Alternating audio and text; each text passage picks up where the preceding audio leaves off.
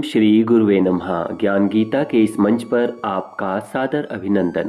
देव उठनी एकादशी यानी कि भगवान श्री हरि विष्णु के योग निद्रा से जागने का समय। 4 माह से रुके हुए विभिन्न प्रकार के कार्य जैसे गृह प्रवेश, मुंडन, विवाह इत्यादि सभी प्रकार के मांगलिक कार्यों के प्रारंभ होने का समय, हर्ष और उत्साह का समय। देवउठनी एकादशी को देव प्रबोधिनी एकादशी भी कहा जाता है। हर साल ये पर्व कार्तिक मास के शुक्ल पक्ष की एकादशी को मनाया जाता है। इस तिथि पर भगवान विष्णु, माता लक्ष्मी और तुलसी जी की पूजा का विधान है।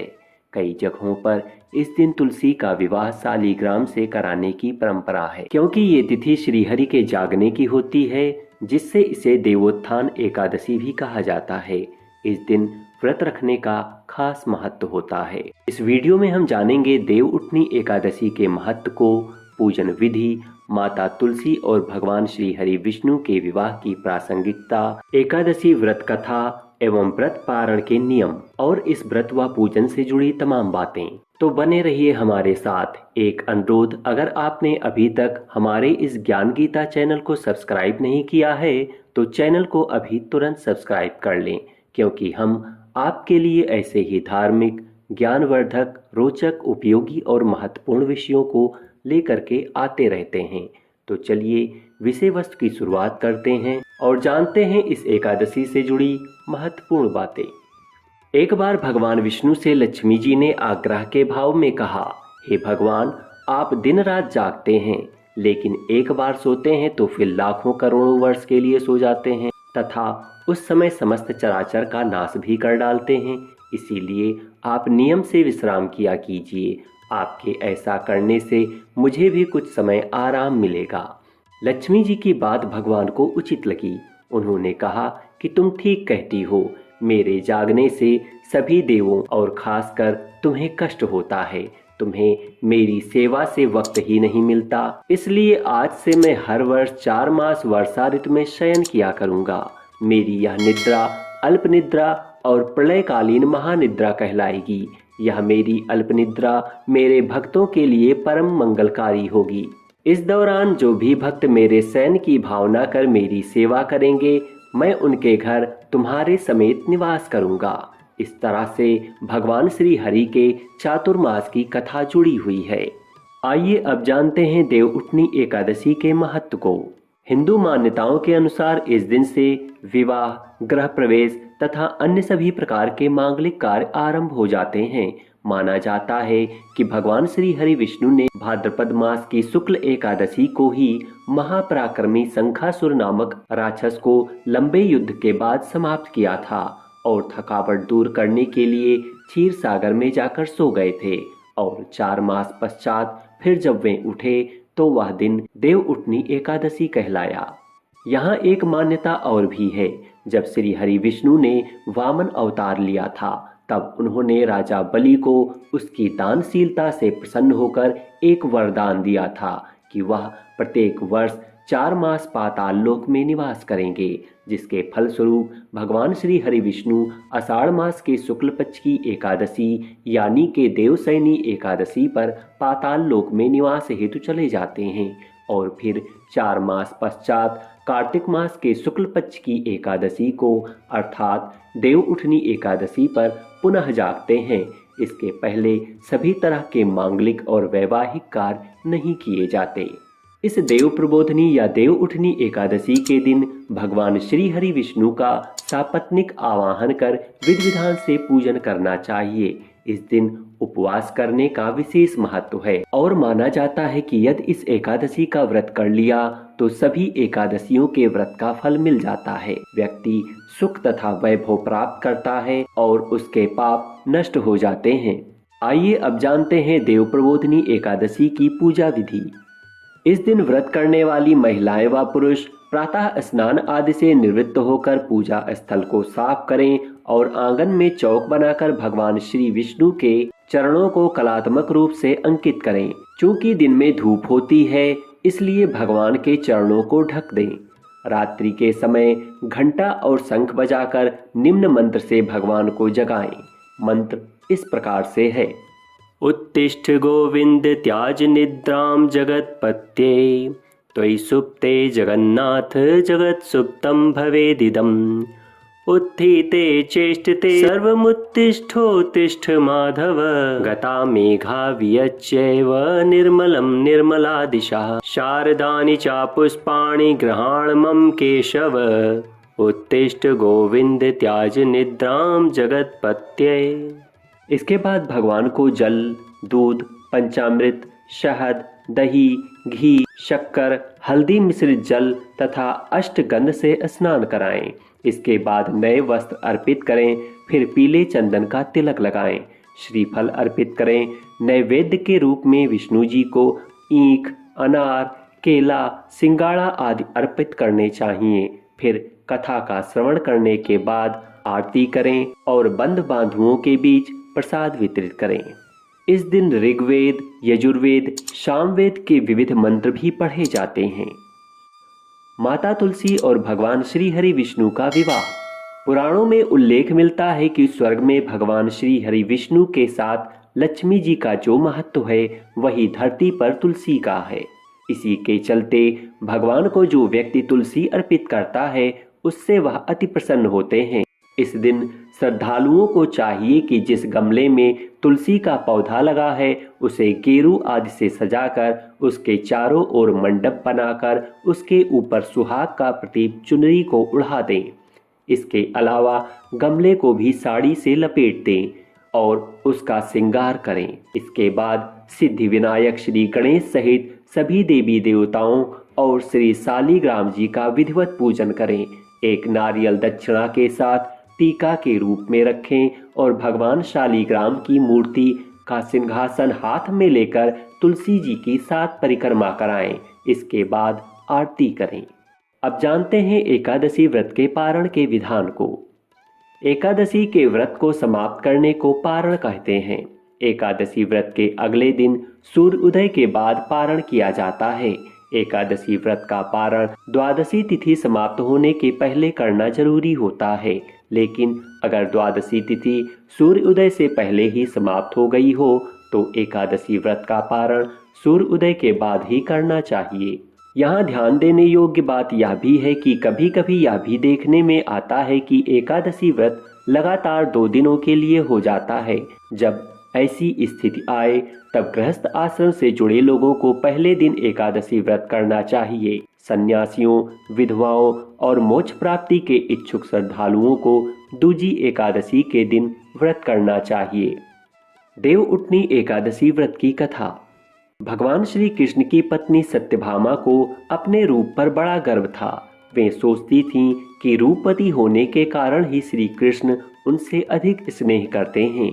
एक दिन जब नारद जी उधर गए तो सत्यभामा ने कहा कि आप मुझे आशीर्वाद दीजिए कि अगले जन्म में भी भगवान श्री कृष्ण ही मुझे पति रूप में प्राप्त हों। नारद जी बोले, नियम यह है कि यदि कोई व्यक्ति अपनी प्रिय वस्तु इस जन्म में दान करे तो अगले जन्म में वह प्राप्त होता है। अतः तुम भी श्री कृष्ण को दान रूप में मुझे दे दो तो वे अगले जन्मों में तुम्हें जरूर मिलेंगे। सत्यभामा ने श्री कृष्ण को नारद जी को दान रूप में दे दिया। जब नारद जी उन्हें ले जाने लगे तो अन्य रानियों ने उन्हें रोक लिया। इस पर नारद जी बोले, यदि श्री कृष्ण के बराबर सोना व रत्न दान दें तो इन्हें छोड़ देंगे। तब तराजू के एक पलड़े में श्री कृष्ण बैठे तथा दूसरे पलड़े में सभी रानियां अपने अपने आभूषण चढ़ाने लगी, लेकिन पलड़ा टस से मस नहीं हुआ। यह देख सत्यभामा ने कहा, यदि मैंने इन्हें दान किया है तो उबार भी लूंगी। यह कहकर उन्होंने अपने सारे आभूषण चढ़ा दिए, लेकिन पलड़ा तब भी टस से मस नहीं हुआ। वे बड़ी लज्जित हुईं। सारा समाचार अब रुक्मणी जी ने सुना तो वे तुलसी पूजन करके उसके पत्ते ले आईं। उस पत्ते को पलड़े पर रखते ही तुला का वजन बराबर हो गया। नारद जी तुलसी दल लेकर स्वर्ग को चले गए। रुक्मणी जी श्री कृष्ण की पटरानी थीं। तुलसी के वरदान के कारण ही वे अपनी व अन्य रानियों की सौभाग्य की रक्षा कर सकीं। तब से तुलसी को यह पूज्य पद प्राप्त हो गया है कि श्री कृष्ण उसे सदा अपने मस्तक पर धारण करते हैं। इसी कारण इस एकादशी को तुलसी जी का व्रत व पूजन किया जाता है। इसके अतिरिक्त देव उठनी एकादशी की एक पौराणिक व्रत कथा भी प्रचलित है, जो इस प्रकार से है। एक राजा के राज्य में सभी लोग एकादशी का व्रत रखते थे। प्रजा तथा नौकर चाकरों से लेकर पशुओं तक को एकादशी के दिन अन्न नहीं दिया जाता था। एक दिन किसी दूसरे राज्य का एक व्यक्ति राजा के पास आकर बोला, महाराज कृपा करके मुझे नौकरी पर रख लें। तब राजा ने उसके सामने एक शर्त रखी कि ठीक है, हम तुम्हें नौकरी पर तो रख लेते हैं, किंतु रोज तो तुम्हें खाने को सब कुछ मिलेगा, पर एकादशी को अन्न नहीं मिलेगा। उस व्यक्ति ने उस समय हाँ कर दी, पर एकादशी के दिन जब उसे फलाहार का सामान दिया गया तो वह राजा के सामने गिड़गिड़ाने लगा, महाराज इससे मेरा पेट नहीं भरेगा, मैं भूखा ही मर जाऊंगा, मुझे अन्न दे दो। राजा ने उसे शर्त की बात याद दिलाई, पर वह अन्न छोड़ने को राजी नहीं हुआ। तब राजा ने उसे आटा, दाल, चावल आदि दिए। वह नित्य की तरह नदी पर पहुंचा और स्नान कर भोजन पकाने लगा। जब भोजन बन गया तो वह भगवान को बुलाने लगा, आओ भगवान भोजन तैयार है। उसके बुलाने पर पीतांबर धारण किए हुए भगवान चतुर्भुज रूप में आ गए तथा प्रेम के साथ उसके साथ भोजन करने लगे। भोजन आदि करने के पश्चात भगवान अंतर्ध्यान हो गए तथा वह अपने काम पर चला गया। 15 दिन बाद जब अगली एकादशी का दिन आया तब वह राजा से कहने लगा कि महाराज मुझे दुगना सामान चाहिए। उस दिन तो मैं भूखा ही रह गया। राजा ने कारण पूछा तो उसने बताया कि हमारे साथ भगवान भी खाते हैं, इसलिए हम दोनों के लिए ये सामान पूरा नहीं होता। यह सुनकर राजा को बड़ा आश्चर्य हुआ। वह बोला, मैं नहीं मान सकता कि भगवान तुम्हारे साथ खाते हैं। मैं तो इतना व्रत रखता हूँ, पूजा करता हूँ, पर भगवान ने मुझे कभी दर्शन नहीं दिए। राजा की बात सुनकर वह बोला, महाराज यदि विश्वास ना हो तो साथ चलकर देख लें। राजा एक पेड़ के पीछे छिपकर बैठ गया। उस व्यक्ति ने भोजन बनाया तथा भगवान को शाम तक पुकारता रहा, परंतु भगवान न आए। अंत में उसने कहा, हे भगवान यदि आप नहीं आए तो मैं इसी नदी में कूदकर प्राण त्याग दूंगा। लेकिन भगवान नहीं आए। तब वह प्राण त्यागने के उद्देश्य से नदी की तरफ बढ़ा। प्राण त्यागने का उसका दृढ़ इरादा जान शीघ्र ही भगवान ने प्रकट होकर उसे रोक लिया और साथ बैठकर भोजन करने लगे। भोजन कर वे उसे अपने विमान में बिठाकर अपने धाम ले गए। यह देख राजा ने सोचा कि व्रत उपवास से तो कोई फायदा नहीं होता जब तक मन शुद्ध ना हो। इससे राजा को ज्ञान मिला। वह भी मन से व्रत व उपवास करने लगा और अंत में स्वर्ग को प्राप्त हुआ। देव उठनी एकादशी की एक और प्रचलित कथा। एक राजा था, उसके राज्य में प्रजा बहुत सुखी थी। एकादशी को कोई अन्न नहीं बेचता था, सभी फलाहार करते थे। एक बार भगवान ने राजा की परीक्षा लेनी चाहिए। भगवान ने एक सुंदरी का रूप धारण किया और सड़क पर बैठ गए। तभी राजा उधर से निकला और सुंदरी को देख चकित रह गया। उसने पूछा, हे सुंदरी तुम कौन हो और इस तरह यहाँ क्यों बैठी हो? तब उस सुंदर स्त्री बने भगवान ने कहा, मैं निराश्रिता हूँ, नगर में मेरा कोई जानने पहचानने वाला नहीं है, किससे सहायता मांगू? राजा उसके रूप पर मोहित हो गया था। वह बोला, तुम मेरे महल में चलकर मेरी रानी बनकर रहो। सुंदरी बोली, मैं तुम्हारी बात मानूंगी, पर तुम्हें राज्य का अधिकार मुझे सौंपना होगा। राज्य पर पूर्ण मेरा अधिकार होगा। मैं जो भी बनाऊंगी तुम्हें खाना होगा। राजा उसके रूप पर मोहित था, अतः उसने उसकी सभी शर्तें स्वीकार कर ली। अगले दिन एकादशी थी। रानी ने हुक्म दिया कि बाजारों में अन्य दिनों की तरह अन्न बेचा जाए। उसने घर में मांस मछली आदि पकवाए तथा परोसकर राजा के सामने खाने को रख दिया। यह देखकर राजा बोला, रानी आज एकादशी है, मैं तो केवल फलाहार ही करूंगा। तब रानी ने शर्त की बात याद दिलाई और बोली, या तो खाना खाओ, नहीं तो मैं बड़े राजकुमार का सिर काट लूंगी। राजा ने अपनी स्थिति अपनी बड़ी रानी से कही तो बड़ी रानी ने कहा, महाराज धर्म ना छोड़ें, बड़े राजकुमार का सिर दे दें। पुत्र तो फिर मिल जाएगा पर धर्म नहीं मिलेगा। इसी दौरान बड़ा राजकुमार खेल कर आ गया। माँ की आंखों में आंसू देखकर वह रोने का कारण पूछने लगा, तो माँ ने उसे सारी वस्तुस्थिति बतला दी। तब वह बोला, मैं सिर देने के लिए तैयार हूँ। पिताजी के धर्म की रक्षा होगी और जरूर होगी। राजा दुखी मन से राजकुमार का सिर देने को तैयार हुआ, तो रानी के रूप में भगवान विष्णु ने प्रकट होकर असली बात बताई। राजन, तुम इस कठिन परीक्षा में पास हुए। भगवान ने प्रसन्न मन से राजा से वर मांगने को कहा, तो राजा बोला, आपका दिया सब कुछ है, हमारा उद्धार करें। उसी समय वहां एक विमान उतरा। राजा ने अपना राज्य पुत्र को सौंप दिया और विमान में बैठकर परम धाम को चला गया। इस प्रकार से देव उठनी एकादशी को पढ़ने के पश्चात भगवान की आरती करें, भोग लगाएं, परिजनों को प्रसाद वितरित करें और स्वयं प्रसाद ग्रहण करें। तो यह थी देव उठनी एकादशी के पूजन विधि, व्रत, पारण कथा से जुड़ी संपूर्ण जानकारी। उम्मीद करता हूँ कि आपको यह वीडियो जरूर अच्छी लगी होगी।